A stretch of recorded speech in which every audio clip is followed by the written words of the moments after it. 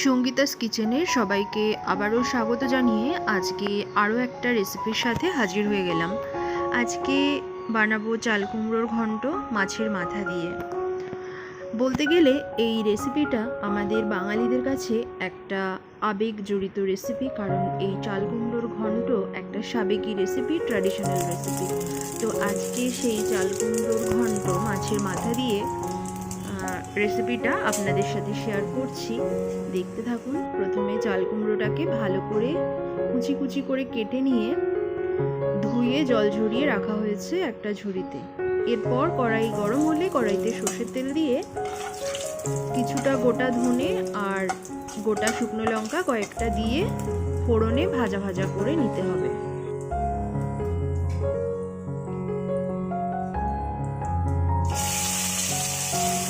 চাল কুমড়ো মাছের মাথা দিয়ে এই রেসিপিটা যেমন কমন রেসিপি, এটা রুই মাছের মাথা, কাতলা মাছের মাথা, যে কোনো মাছ বলতে এই দুটো মাছের মাথা দিয়ে করলেই বেশি ভালো লাগে। আর এছাড়া চিংড়ি মাছ দিয়ে তো ঘন্ট করাই যায়। তো এখানে আজকে আপনাদের সাথে যেটা শেয়ার করছি সেটা কিন্তু ইলিশ মাছের মাথা দিয়ে চাল কুমড়োর ঘন্ট রেসিপিটা করা হচ্ছে। তাহলে ইলিশ মাছের মাথাগুলোকে কিন্তু নুন হলুদ দিয়ে ভেজে তুলে রাখা হয়েছিল, সেটাই ফোড়নের মধ্যে দিয়ে দেওয়া হলো।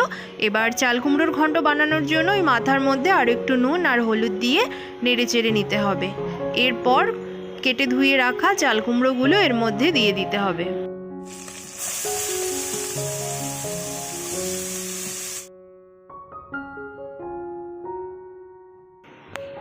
দিয়ে দেওয়া হলো সমস্ত কুচনো চাল কুমড়োগুলো। এইবার ভালো করে নেড়ে চেড়ে নিতে হবে। এর মধ্যে কিন্তু বেশ কয়েকটা গোটা চেরা কাঁচা লঙ্কা দিয়েছি, কারণ এখানে কোনো শুকনো লঙ্কার গুঁড়ো বা শুকনো লঙ্কার শুধু গোটাটাই দিতে হয়, শুকনো লঙ্কার গুঁড়োটা কিন্তু চলে না। তাহলে সব কিছুর সঙ্গে চাল কুমড়োটাকে ভালো করে নেড়ে চেড়ে নেওয়া হচ্ছে।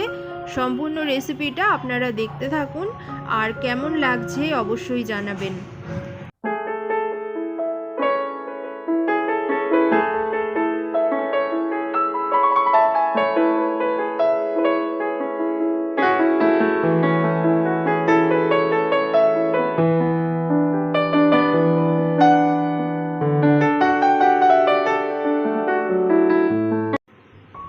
চাল কুমড়োটা ঢেকে দেওয়া হয়েছিল, তারপরে কিছুক্ষণ সেদ্ধ হয়ে যাবার পর চাল কুমড়ো থেকে জল বেরিয়ে এলে নরম হয়ে যাওয়ার পর ঢাকনাটা তুলে নিয়ে নেড়ে চেড়ে দিয়ে দেওয়া হলো চালের গুঁড়ো। ঘন্ট মানেই কিন্তু চালের গুঁড়ো দিতে হবে, তবে সেদ্ধ চালের গুঁড়ো না, এটা হচ্ছে আতপ চালের গুঁড়ো।